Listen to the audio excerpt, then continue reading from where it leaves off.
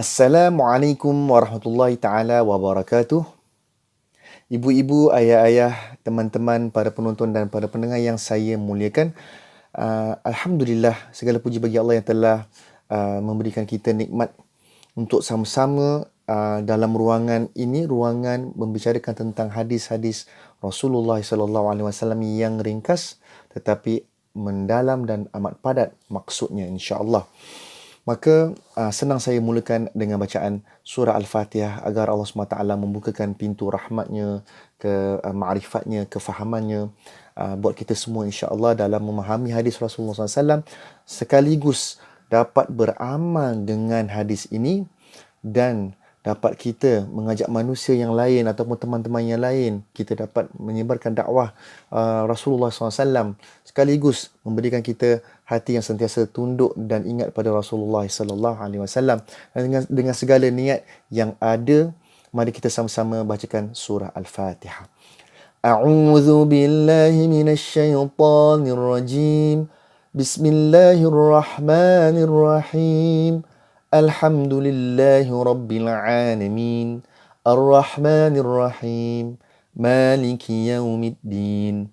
إياك نعبد وإياك نستعين اهدنا الصراط المستقيم صراط الذين أنعمت عليهم غير المغضوب عليهم ولا الضالين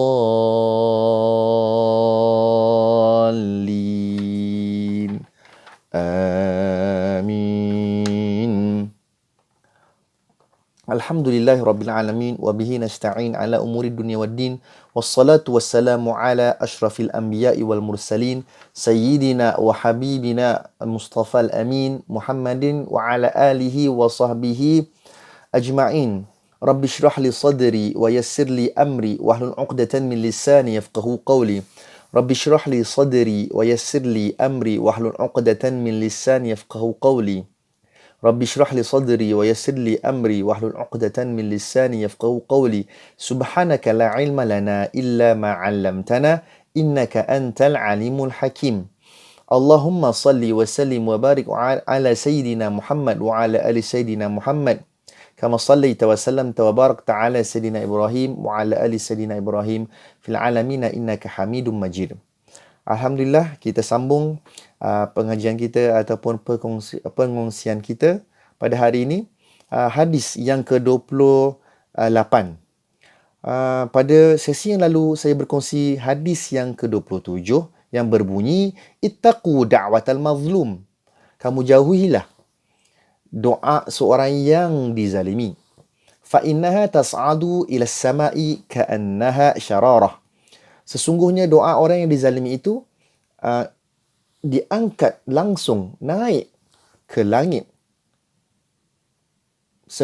Ka'annaha syararah, bagaikan percikan api yang ada, ya, yang percikan api, kalau seorang tu yang menyalakan api tu, maka dia akan rasa nampak percikan api naik begitu pantas, begitu cepat. Wallahu a'lam bissawab. Maka hari ini kita dalam ruangan hadis yang ke-28, bunyinya pun berbeza daripada yang hadis-hadis yang lalu. Pada hadis-hadis yang lalu, dia tu masih lagi susunannya alif ta, lalu dengan huruf qaf, ittaqu, ittaqu da'watal mazlum.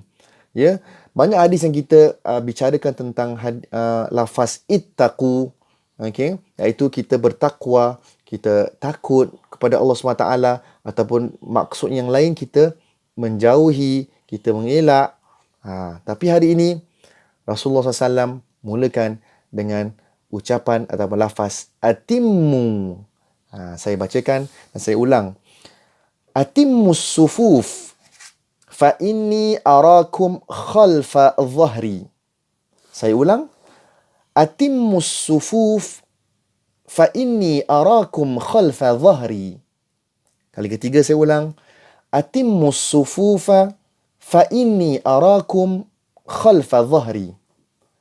Yang bermaksud atimmu, sempurnakan, as-sufuf, saf-saf yang ada, ataupun ya, barisan apa ustaz? Barisan salat kamu, ya. Fa inni, sesungguhnya aku, arakum, aku dapat melihat kamu khalfal dhahri, daripada belakang lagi. Ya.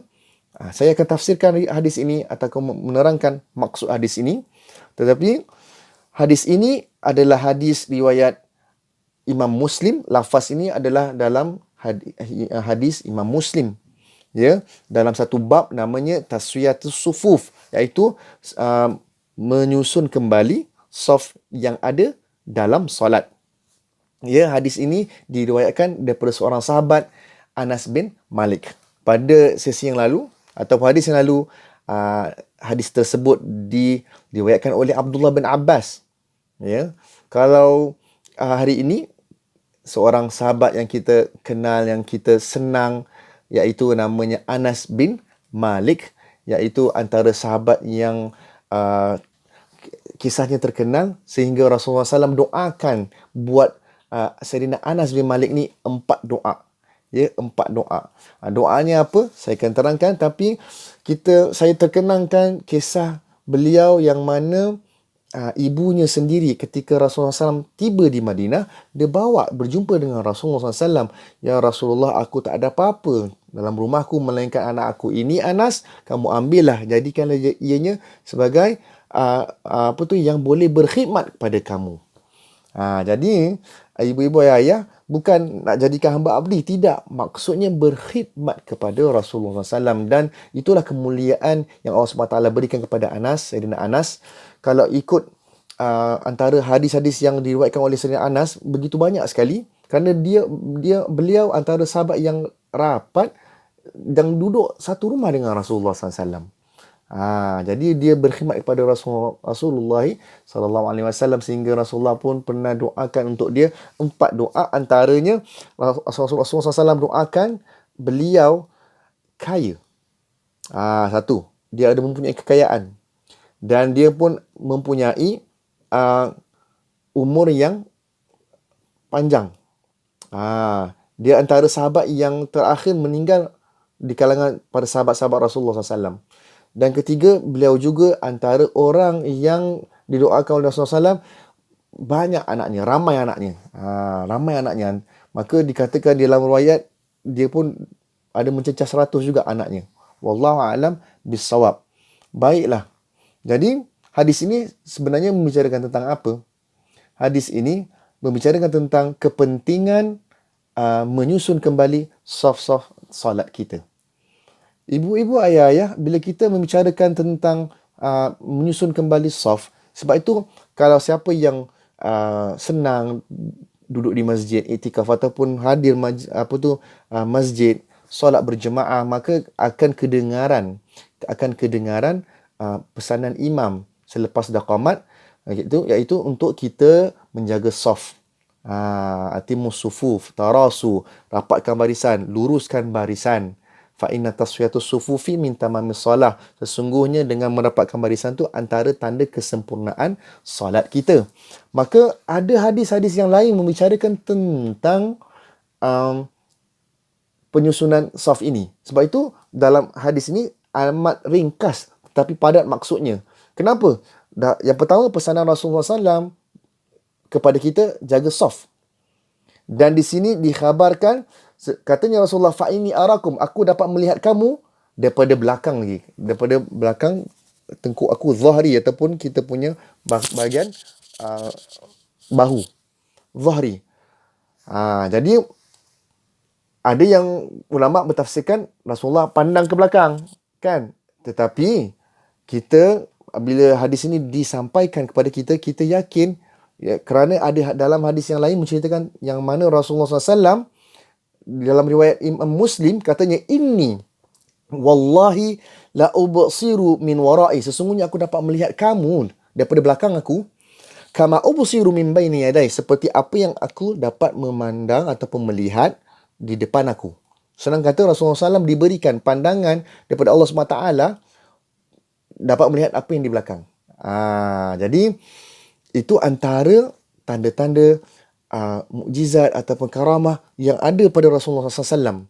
Ya, kerana antaranya juga kalau kita tahu mukjizat yang mana Rasulullah SAW dapat berbicara dengan ataupun mendengar, ya, dan berbicara dengan pohon kayu. Pohon kayu yang mana hadis itu adalah hadis mutawatir. Bukan sembarang hadis. Bermakna ketika itu ramai 10 lebih daripada ratusan sahabat yang ketika itu mendengarkan tangisan pokok apabila Rasulullah SAW memujuknya. Ketika itu sedang berlaku khutbah, Rasulullah khutbah, maka kedengaran tangisan bayi, bagaikan tangisan bayi. Tetapi para sahabat melihat kiri kanan, tak adalah siapa yang nangis. Hanya melihat kepada Rasulullah SAW sedang berbicara dengan pokok dan memujuknya. Nampak itu antara mukjizat Rasulullah SAW ketika zaman itu. Maka sama juga kalau ada hadis yang membicarakan bagaimana para sahabat minum ataupun mengambil wuduk daripada keluarnya airnya itu datang daripada jari jemari Rasulullah SAW. Pernah juga antara mukjizat Rasulullah SAW yang mana beliau mendoakan kepada menantunya ataupun anak saudaranya sendiri ataupun orang yang paling sayang. Antaranya itu Sayyidina Ali bin Abi Talib ketika matanya sakit, tak dapat lihat, Rasulullah doakan dan sapu kepada matanya dan sembuh. Itu antara mujizat-mujizat yang ada ketika pada zaman Rasulullah SAW. Tetapi mujizat yang kekal sehingga saat ini iaitu mukjizat Al-Quran dan mukjizat hadis Rasulullah SAW. Okay, kita patah kembali. Maka cakap pasal penyusunan saf, maka penting yang mana kalau kita lihat dalam hadis yang lain, ada Rasulullah SAW berpesan kepada para sahabat ketika dalam solat, katanya, ala tasuffuna kama tasufful malaikatu inda rabbiha. Kamu tak mahu ke untuk menyusun susun saf kamu dalam solat bagaikan para malaikat yang susun safnya, berdiri tegak, berdiri dan orang kata perapat. Kerana dalam hadis yang lain, Rasulullah SAW berpesan kepada kita agar kita ni sentiasa rapatkan saf kita. Maksudnya jangan ada renggang. Hadisnya apa? Katanya Rasulullah SAW, aqimus sufuf wa hadhu bainal manakib. Maknanya kita punya bahagian bahu menyentuh bahu teman kita. Ya. Wa hadhu bainal manakib wa suddul khalal. Maknanya kalau situ ada ruangan ketika kita berdiri, kita harus rapatkan. Walinu bi aidi ikhwanikum. Okey, wala tadharu furujatin li syaitan. Jangan kita biarkan ada kerenggangan ke situ, maka itu adalah ada renggangnya, maka adanya kerenggangan syaitan. Maknanya syaitan akan berada di situ. Wallahu a'lam bissawab. Baiklah. Dan di akhir hadis tu katanya Rasulullah SAW, waman wasala saffan, barang siapa yang sambungkan safnya, wasalahullah, Allah sambungkan dia. Waman qata'a saffan, qata'ahullah. Dan barang siapa yang maknanya tidak ingin merapatkan safnya, maka di saat ini Allah SWT putuskan. Maksudnya apa di sini? Sambungkan apa? Putuskan apa? Sambungkan pahala berjemaah di saat kita ni dalam saf. Wallahu a'lam bisawab. Kerana ada pahala yang sangat besar. Kerana dalam hadis yang lain, Rasulullah SAW menggambarkan kepada kita, kalau kita tahu rahsia saf awal, saf yang pertama dalam solat, kata Rasulullah SAW, kita ni akan segera menuju kepada solat. Kalau kita terpaksa, orang kata apa, merangkak, kita merangkak. Maknanya apa? Kalau dalam keadaan sakit pun kita akan menuju kepada saf yang pertama. Dan kalau mereka tahu apa rahsia yang dalam saf yang pertama, maka lastahamu, maka mereka akan minta undi. Hari ini siapa yang akan di saf yang pertama, siapa yang boleh duduk dan berdiri di saf yang pertama. Lastahamu, mereka akan mengambil cara jalan untuk bersegera, dan kalau dah penuh sangat, kalau boleh dia nak minta, boleh tak kita adakan undian. Wallahu a'lam. Sebab itu pentingnya bagi kita menjaga saf. Dan kerana ada rahsia apabila para ulama membicarakan tentang saf yang pertama, ya, dalam semua solat, bukan solat subuh saja, tetapi dalam semua solat. Sebab tu kadang-kadang kita dapat lihat teman-teman kita yang bersegera ke masjid. Tetapi ibu-ibu ayah yang ingin saya berpesan, kerana kita ni istiqamah, Kerana kita ni sentiasa menjaga softnya. Kalau kita hadir masjid, kalau di rumah pastikan. Kalau boleh jaga soft, silakan. Habis Ustaz, kalau di masjid sekarang ni, musim orang kata apa, musim berubah. Ya, bukan musim bunga berubah menjadi musim gugur saja, ataupun datangnya musim musim apa? Musim sejuk, musim panas, musim hujan. Tetapi musim sekarang ni berubah. Maksudnya apa? Zaman ini, sekarang ini, the new norm, kita datang masjid ada petak-petak. Lalu kita ni tak dapat rapatkan soft. Ada yang bertanya, apakah dia tu mendapat fadilat berjemaah? Ya, maka kalau kita lihat panduan MUIS yang ada, panduan selagi mana kita ni tidak melebihi daripada 3 meter, kalau ikut kiraan meter. Okey. Bahkan ada yang katanya lebih daripada 3 meter. Maksudnya kita punya soft dengan imam, dan antara kita kalau berjauhan sehingga 3 meter masih lagi dikirakan berjemaah. Maksud di sini kita jangan salah faham. Pahala berjemaah, yes. Pahala berjemaah insya-Allah dalam musim orang kata apa wabak yang ada, kita ikut guideline yang ada, yang diminta oleh government untuk kita patuh, kita patuh. 1 meter. 1 meter each from each other. Yes, kita ikut. Tak ada masalah. Dalam hal ini, ada fatwa yang memberitahu hukum berjemaah sah. Fadilat berjemaah pun dapat insya-Allah. Kenapa? Kerana kita di dalam musim yang mana kita nak berjaga-jaga. Kita diminta untuk berjaga-jaga. Yang kedua, sekiranya kita ni mengikut panduan yang ada, kalau sekiranya kita boleh menjaga diri kita daripada rapat-rapat, maka kita lebih aman dan selamat untuk kita menunaikan ibadah, maka seharusnya kita ikut. Itulah panduan Islam. Ya, jadi ada yang kata, Ustaz, mana ada kita mesti rapat-rapat. Rasulullah SAW sendiri dah minta rapat-rapat. Yes, di dalam keadaan orang kata musim ibadah yang biasa, yang tak ada wabaknya, maka yes, kita diminta untuk menjaga softnya. Tapi wallahualam, kita mohon kalau di dalam keadaan kita ni sentiasa istiqamah menjaga ibadah kita, ketika kita solat berjemaah dapat rapatkan soft, maka kalau datangnya masa seperti ini yang luar biasa, bukanlah satu kebiasaan, maka kita tu diberikan pahala yang istiqamah. Antara maksud istiqamah berterusan, dan pahala istiqamah maksudnya kalau kita tak mampu buat hari itu, maka pahalanya tetap diberikan.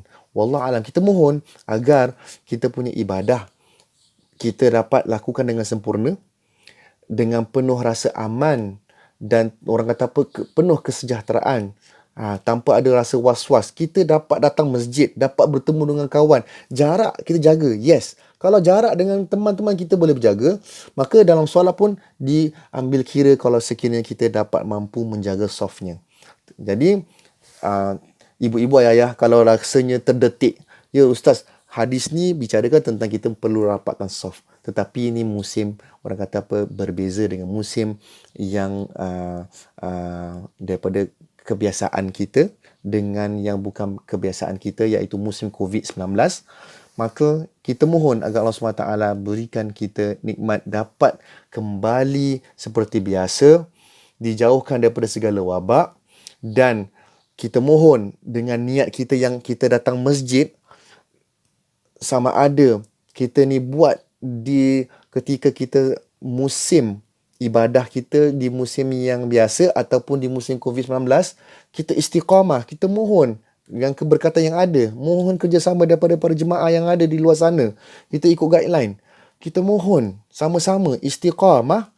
Semoga dengan keberkatan istiqamah ini, dengan keberkatan yang kita patuhi sunnah Rasulullah SAW, kita dijauhkan daripada balak, wabak, dan sekaligus kita kembali kepada norm, insya-Allah. Itu yang kita nak lah. Jadi kita bayangkan daripada masjid tak boleh buka tutup, dibuka dengan ikut orang kata apa, face yang tertentu kan. Dah 50 orang, sekarang dah boleh lebih daripada 50 orang. Wallahualam. Kita mohon agar masjid akan sentiasa dibuka dan sentiasa kita dapat mengunjungi dan untuk beribadah, insya-Allah. Maka saya ingin akhiri dengan pesanan sebuah hadis yang sama riwayat yang diriwayatkan oleh Sayyidina Anas bin Malik juga, iaitu Rasulullah SAW pernah bersabda, atimmus saffal muqaddam, penuhkan saf yang di hadapan, thumma alladhi yalihi, iaitu kemudian penuhkan saf yang seterusnya. Maka famakana min naqsin falyakun fis saffil muakhkhar. Okey, kalau famakana min naqsin, kalaulah tak ada di dalam ruangan itu untuk kita daripada ruangan-ruangan yang kosong, maka pergilah ke belakang. Fis saffil akhar. Fis saffil muakhkhar. Okey, fis saffil muakhkhar, hadis riwayat Imam Abu Daud. Ini pesanan Rasulullah SAW. Sebab tu caranya, wallah alam, kalau ikut mazhab Imam Syafi'i, okey, iaitu kalau ada renggang, kita rapat-rapat. Bahkan, okey, caranya tu, Imam Nawawi katanya, sekiranya kita dapat lihat, kita tengah solat, kalau ada ruangan untuk kita rapat, itu yang lebih diutamakan. Bukan dengan orang masuk dari belakang. Kena hati-hati. Okey, kena hati-hati teman-teman. Jangan kita ingat, wah, kita rasa macam, kita boleh masuk ke dalam saf yang depan kita pun melangkah. Kenapa? Kerana bukan tugasan ataupun melengkapkan saf itu sehingga kita perlu bergerak. Kerana solat tidak perlu bergerak. Jadi kalau kita bergerak tanpa sebab, takut-takut kita ni buat sesuatu perkara yang di luar solat. Sebab tu kena hati-hati. Ya, kalau dalam mazhab Imam Syafi'i, yang diutamakan ialah untuk merapatkan saf. Sebab tu kalau boleh mampu kita tegur, maknanya dengan rapatkan saf, maka orang yang dari belakang ataupun orang yang baru masuk daripada masbuk, maka masuk daripada arah yang kanan ataupun kiri. Ataupun kalau nampak di situ ada ruangan, silakan masuk. Bukan orang yang tengah solat tu nampak ruangan, dia masuk ke depan. Wallah alam bisawab. Tapi ini berlaku kalau sekiranya di Mekah, kan. Tempat ruangannya besar, lalu macam ada kosong. Kadang-kadang kita dah takbir, kita nampak kosong, kita gerak. Dibolehkan dalam mazhab Imam Syafi'i, tapi jangan melebihi 3 langkah yang besar yang dengan berturut-turut. Jadi ibu-ibu, ayah-ayah, alhamdulillah kita pun sudah di penghujung bicara hadis yang ringkas. Maka 2 bahagian saya dah terangkan, bab solat, yang kita jaga saf pada awal, kemudian seterusnya pastikan semuanya saf rapat. Tapi kalau musim sekarang ni, musim COVID-19, berbeza, kita jarak-jarak. Kalau orang bertanya apakah hukumnya, sah solatnya, jemaahnya dikirakan berjemaah, dapat pahala berjemaah. Wallah alam, kalau sekiranya kerana saf tu bila rapat ada fadilatnya yang lain, barangkali wallah alam kita dapat pahala istiqamah bila kita menjaga saf. Kerana walaupun kita ni tidak rapat, tapi kena pastikan semuanya selari. Wallahu a'lam bisawab. Kemudian Rasulullah dalam hadis yang terakhir tu lafaznya, fa inni arakum khalfa dhahri, sesungguhnya aku dapat melihat kamu daripada belakang aku, daripada bahagian belakang aku. Di belakang bahu aku. Maka maksudnya di situ Rasulullah dapat melihat para sahabat bagaikan ketika beliau sedang melihat di hadapan mereka. Kerana Rasulullah kan menghadap kiblat, maka Rasulullah dapat lihat. Ya, sama ada ikut dua tafsiran. Tafsiran pertama iaitu dengan Rasulullah menoleh ke belakang, ataupun secara hakikatnya Rasulullah dapat melihat. Kenapa? Itu antara mukjizat yang Allah berikan, kemuliaan Allah yang berikan kepada Nabi Muhammad SAW. Pandangannya bukan setakat pandangan orang kata pandangan mata di hadapan, boleh melihat ke belakang, dan termasuklah Rasulullah ada pandangan hati.